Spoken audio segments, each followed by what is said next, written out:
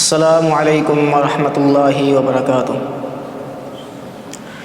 نحمده ونصلی علی رسولہ الکریم، اما بعد فاعوذ باللہ من الشیطان الرجیم، بسم اللہ الرحمن الرحیم۔ ما كان محمد ابا احد من رجالکم ولکن رسول اللہ وخاتم النبیین وكان الله بكل شيء عليما۔ وقال النبي صلى الله عليه وسلم انا خاتم النبيين لا نبي بعدي۔ حق بات کا ہر وقت ہم اظہار کریں گے، حق بات کا ہر وقت ہم اظہار کریں گے، منبر نہیں ہوگا تو سرے دار کریں گے۔ جب تک ہے تلخ منہ میں زباں سینہ محفل، کاذب کی نبوت کا ہم انکار کریں گے۔ جو ختم نبوت کا طرفدار نہیں ہے، لا ریب کی جنت کا وہ حقدار نہیں ہے۔ خاموش رہے جو سن کے اسلام کی توہین، بے شرم ہے بزدل ہے وہ خوددار نہیں ہے۔ حضرات، اللہ تعالیٰ کے فضل و کرم سے میں آج یہ بات واضح کر دینا چاہتا ہوں کہ ختم نبوت کی جنگ ہمارے اکابرین نے لڑی ہے، ہمارے آباء و اجداد نے لڑی ہے، آج ہم لڑ رہے ہیں۔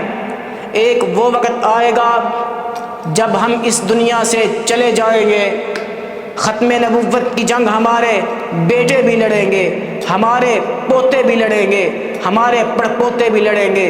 قیامت کے آ جانے تلک ختم نبوت زندہ باد کے نعرے لگتے رہیں گے اور مرزائیت مرد آباد کے نعرے بھی لگتے رہیں گے۔ حضرات، اللہ تعالیٰ کے فضل و کرم سے مالک کائنات کے انعامات بے پایا ہیں۔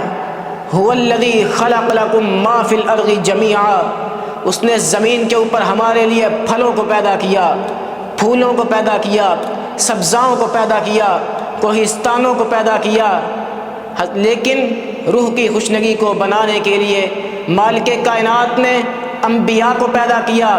انبیاء جو تھے اپنے اپنے علاقے کے بڑے بن کے آئے۔ وَلَقَدْ أَرْسَلْنَا نُوحًا إِلَىٰ قَوْمِهِ، نوح آئے اپنی قوم کے بڑے بن کے آئے۔ وَإِلَىٰ عَادٍ أَخَاهُمْ هُودًا، جناب ہود آئے قوم عاد کے بڑے بن کے آئے۔ وَإِلَىٰ ثَمُودَ أَخَاهُمْ صَالِحًا، جناب صالح آئے قوم ثمود کے بڑے بن کے آئے۔ وَإِلَىٰ مَدْيَنَ أَخَاهُمْ شُعَيْبًا، جناب شعیب آئے قوم مدین کے بڑے بن کے آئے۔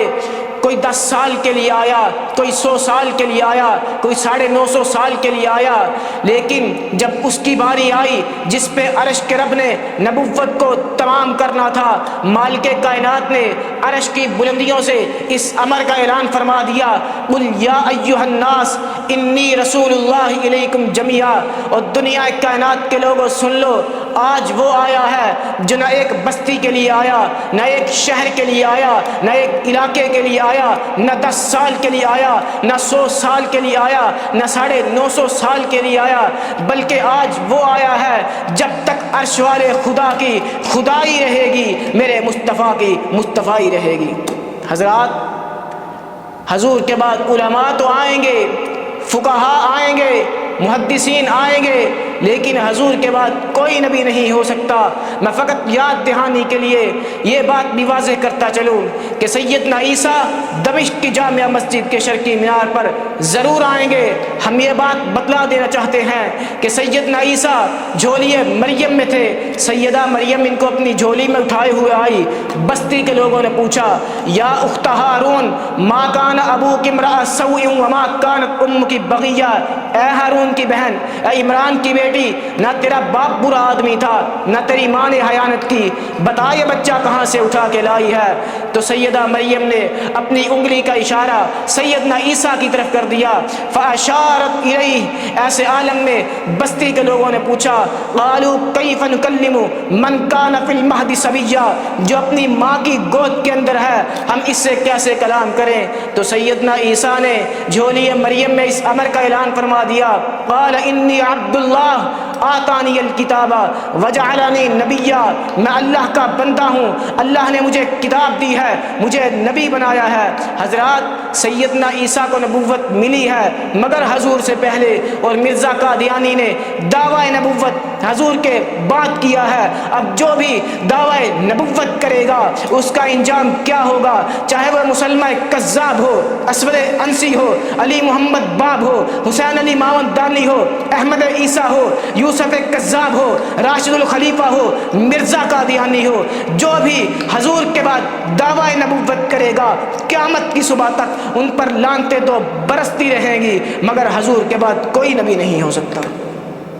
رب کعبہ کی قسم ہے، ختم نبوت کے مسئلے کے اوپر کٹنا گوارا ہے، مرنا گوارا ہے، ہاتھوں میں کڑی کو ڈالنا گوارا ہے، پیروں میں بیڑیوں کو ڈالنا گوارا ہے، پسے دیواریں زندہ جانا گوارا ہے، پھانسی کے پھندوں پہ لٹک جانا گوارا ہے، لیکن ختم نبوت کے مسئلے کے اوپر سمجھوتا نہیں کیا جا سکتا جب تک ختم نبوت کا ایک فرزند بھی زندہ ہے۔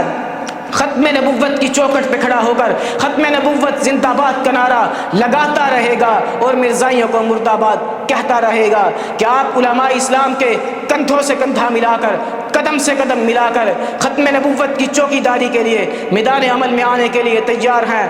انشاءاللہ خون دل دے کے نکھاریں گے رکھے برگ گلاب۔